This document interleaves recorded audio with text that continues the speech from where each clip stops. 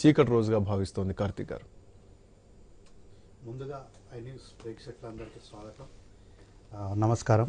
ఈ I news వేదిక ముందుగా తెలంగాణ రాష్ట్ర ఆవిర్భావానికి ప్రప్రథమైనటువంటి భూమిక పోషించినటువంటి సోనియా గాంధీ గారికి కాంగ్రెస్ పార్టీ తరఫున వారికి జన్మదిన శుభాకాంక్షలు తెలియజేస్తున్నా.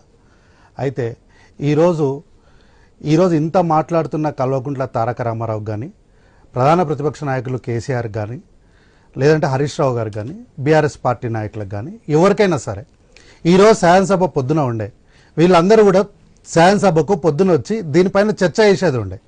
కానీ శాసనసభలోకి వస్తే గౌరవ ముఖ్యమంత్రి గారు వేసే ప్రశ్నలకు లేదా వారు చెప్పే సమాధానాలకు వీరి మాట చెల్లుబాటు కాదు, తెలంగాణ సమాజానికి వీళ్ళు 10 సంవత్సరాలు చేసినటువంటి దాడి, ఉగ్రవాద చర్యలు వీళ్ళు అన్ని కూడా ఈరోజు బయటకు వస్తాయని చెప్పి కావాలని ఒక ముసుకేసుకోవాలి.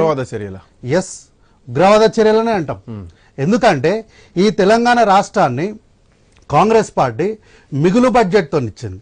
అట్లాంటి మిగులు బడ్జెట్తో ఇచ్చినటువంటి రాష్ట్రాన్ని ఈరోజు అప్పులపాలు చేసి, కల్వకుంట్ల కుటుంబం అంటే కరెన్సీ, కరప్షన్ ఇట్లాంటి వ్యవస్థల్ని పూర్తి వ్యవస్థల్ని మొత్తం డెమాలిషన్ చేసినప్పుడు ఈ పదం అనేది చాలా చిన్న పదం.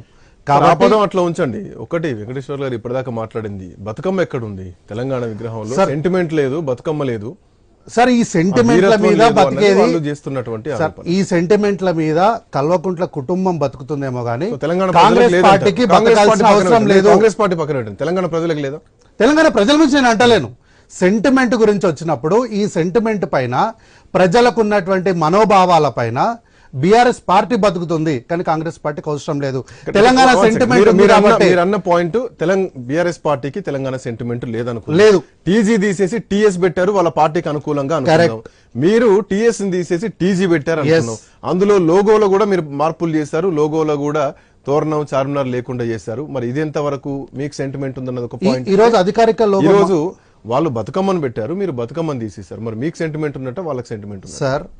బతుకమ్మ పండుగ అనేది ఒక్కసారి మనం హిస్టరీలోకి, చరిత్రలోకి పోతే తెలంగాణతో పాటు కొన్ని ప్రాంతాలైనటువంటి ఆంధ్రప్రదేశ్లో కూడా బతుకమ్మ పండుగను ఆచరిస్తారు. తర్వాత నాకు తెలిసి అయితే ఆంధ్రప్రదేశ్ లో బతుకమ్మ పండుగ సార్ ఒక్కసారి మీరు హిస్టరీలోకి వెళ్ళండి, లేదు నేను చెప్పేది అబద్ధం కూడా మీరు ఇక్కడ కూర్చొని ఒక్కసారి గూగుల్లో టైప్ చేయండి. కొన్ని ప్రాంతాలైనటువంటి ఆంధ్రప్రదేశ్లో కూడా బతుకమ్మ పండుగను ఆచరిస్తారు. బహుశా తెలంగాణ బార్డర్స్ ఉంటుండొచ్చు. లేదు, ఆంధ్రప్రదేశ్ లో కూడా తెలంగాణ బతుకమ్మ పండుగను ఆచరిస్తారు. ఆంధ్ర పండుగ తెలంగాణకు సంబంధం. నేను అట్లేమంటలేదు, ఈ పండుగ ఎవరిది అని అంటలేను. పండుగ ఎవరన్నా చేసుకోవచ్చు. అట్లా అంటే దాండియా మన కల్చర్ కాదు కదా. కానీ ఈరోజు ఇక్కడ దాండియా ఆడుతున్నారని చెప్పేసి దాన్ని వ్యతిరేకించలేం కదా. కాబట్టి సెంటిమెంట్స్, మనోభావాలు అనేటివి ప్రజలు జనరేషన్స్ మారుతున్న కొద్దీ వస్తాయి. ఇవన్నీ దేశవ్యాప్తంగా చేసుకునే కరెక్ట్ సార్. అట్లానే బతుకమ్మ కూడా రానున్న రోజుల్లో దేశవ్యాప్తంగా జరుగుతుంది, తప్పేం లేదు. అట్లాంటి సందర్భంలో బతుకమ్మ పండుగ అనేది ఇక్కడ నిజాం ప్రాంత ప్రజలకు కొంత వాళ్ళు చేసినటువంటి దాడి చేసినటువంటి క్రమంలో బతుకమ్మ పండుగకు కొంత ప్రసిద్ధి వచ్చిన మాట వాస్తవము. అంతేగాని బతుకమ్మ పండుగను ఆ విగ్రహంలో బతుకమ్మ లేనంత మాత్రాన బతుకమ్మ పైన కాంగ్రెస్ పార్టీకి గౌరవం లేదని చెప్పడానికి వీలు లేదు. ఎందుకంటే బతుకమ్మ పండుగ పైన గౌరవం ఉంది కాబట్టి స్వర్గీయ కీర్తిశేషులైనటువంటి ఇందిరాగాంధీ గారు కూడా బతుకమ్మ పండుగను సెలబ్రేట్ చేసినటువంటి రోజుల్ని మనం చూసినాము. సోనియా గాంధీ గారు, ప్రియాంక గాంధీ గారు కూడా బతుకమ్మ పండుగలో నేరుగా వారే స్వయంగా ఇక్కడ పాలిభాగం పంచుకున్న విషయాన్ని ఈ రోజు తెలంగాణ ప్రజలకు నేను చెప్తున్నా. కాబట్టి తెలంగాణ విగ్రహంలో బతుకమ్మలు అయినంత మాత్రాన ఇది తెలంగాణ ప్రాంతానికి సెంటిమెంట్ పైన రేవంత్ రెడ్డి గారు దాడి అని వీళ్ళు మాటల యుద్ధం చేసినంత మాత్రాన వాళ్ళు ప్రాసలు వాడితే ఇక్కడ